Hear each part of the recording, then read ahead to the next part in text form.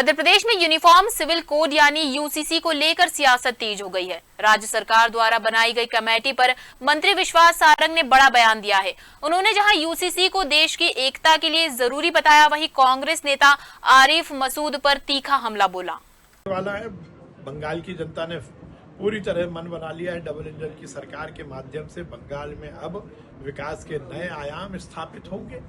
ममता दीदी का युग समाप्त, उनकी अराजकता का युग समाप्त। अब विकास और कल्याण होगा और नरेंद्र मोदी जी के नेतृत्व में डबल इंजन की सरकार की जो परिभाषा इस देश में स्थापित हुई है वो बंगाल में भी सरपट दौड़ेगी। देखिए, इस देश में एक रूपता के लिए यूसीसी जरूरी है। इस देश की एकता अखंडता को चिरस्थायी रखने के लिए यूसीसी जरूरी है।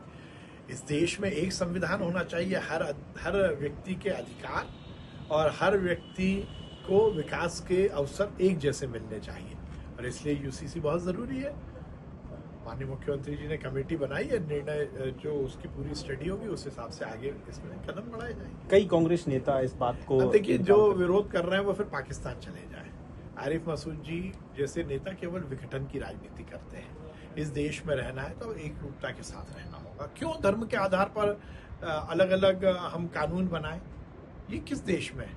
इस देश की एकता अखंडता को यदि कुठाराघात कांग्रेस करेगी तो अब बख्शा नहीं जाएगा। ये देश की जनता सब जानती है और आरिफ मसूद जी जैसे नेताओं को मैं सलाह देना चाहता हूँ कि इस देश के कानून का पालन करिए, इस देश के कानून का अनुसरण कीजिए और ये सुनिश्चित कीजिए यदि देश में रहते हो तो देश की ही गाइए, देश में खाते हो तो देश की ही के विषय में ही सोचिए।